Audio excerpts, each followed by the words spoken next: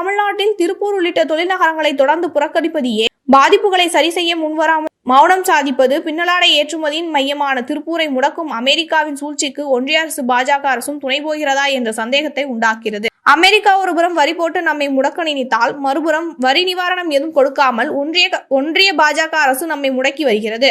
அமெரிக்காவின் அழுத்தத்திற்கு அணிபடியாமல் திருப்பூர் பின்னலாடை தொழில் நிறுவனங்களை பாதுகாக்கும் வகையில் உடனடி நிவாரண நடவடிக்கைகளை ஒன்றிய பாஜக அரசு எடுக்க வேண்டும். இதனால் ஏற்பட்ட பாதிப்புகளை சரி செய்ய ஒன்றிய பாஜக அரசு வரி சலுகை உள்ளிட்ட நிவாரண உதவிகளை போர்க்கால அடிப்படையில் மேற்கொள்ள வேண்டும். அமெரிக்க வரி விதிப்பால் பெரிதும் பாதிக்கப்பட்டுள்ள ஏற்றுமதியாளர்கள் மற்றும் தொழிலாளர்களின் குரலாய் இருந்து மதசார்பற்ற முற்போக்கு கூட்டணி போராடும் என்றும், திருப்பூரை தொடர்ந்து புறக்கணித்து வரும் ஒன்றிய பாஜக அரசை கண்டித்து உடனடி நிவாரண நடவடிக்கைகளை ஒன்றிய அரசு பாஜக மேற்கொள்ள வேண்டும் என்று வலியுறுத்தியும், மதசார்பற்ற முற்போக்கு கூட்டணி கட்சி சார்பில் மாபெரும் கண்டன ஆர்ப்பாட்டமானது வருகிற 2/9/2025 செவ்வாய்க்கிழமையன்று காலை 10 மணி அளவில் திருப்பூர் ரயிலடியில் நடைபெறும் என்று தெரிவிக்கப்பட்டிருந்தது.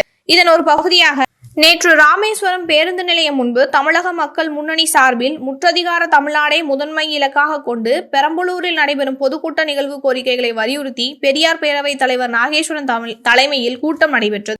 இதனைத் தொடர்ந்து முன்னதாக அறிவிக்கப்பட்டது போலவே ஒன்றிய பாஜக அரசுக்கு எதிரான ஆர்ப்பாட்டமானது வரும் 2ஆம் தேதி நடைபெறும் என தெரிவிக்கப்பட்டது.